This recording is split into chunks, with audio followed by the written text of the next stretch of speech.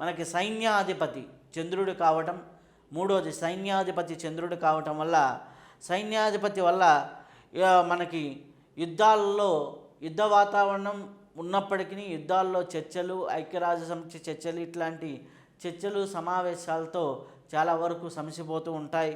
సైన్యం చాలా చాకచక్యంగా వ్యవహరిస్తూ ఉంటారు.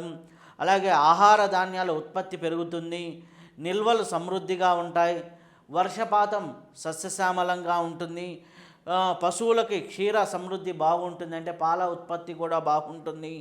అలాగే కొన్ని లిక్విడ్ అయినటువంటి పెట్రోల్, ఇటువంటి పాల ఉత్పత్తి ధరలు కొద్దిగా పెరుగుతూ ఉంటాయి. కాబట్టి ఓవరాల్గా చూసుకుంటే సైన్యాధిపతి చంద్రుడు అవటం వల్ల కొద్దిగా శాంత వాతావరణం అనేది కనిపిస్తూ ఉంటుంది.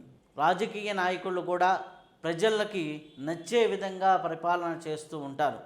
అలాగే పరిపాలనలో కూడా నిజాయితీ పెరుగుతుంది.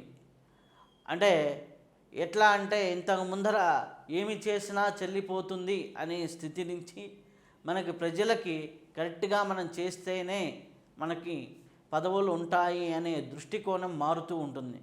పరిపాలనలో నిజాయితీ పెరుగుతుంది. అలాగే భారతదేశము కీర్తి ప్రతిష్టలు ప్రపంచవ్యాప్తంగా మంచి గుర్తింపులోకి వెళ్తాయి. అంటే భారతదేశము మంచి కీర్తి ప్రతిష్టలను గట్టిస్తూ ఉంటుంది, ప్రపంచ స్థాయిలో గుర్తింపు రావడం అనేది జరుగుతూ ఉంటుంది. అలాగే వర్షాలు సానుకూలంగా పడుతూ ఉంటాయి, అంటే మంచి వర్షపాతం అనేది బాగుంటుంది.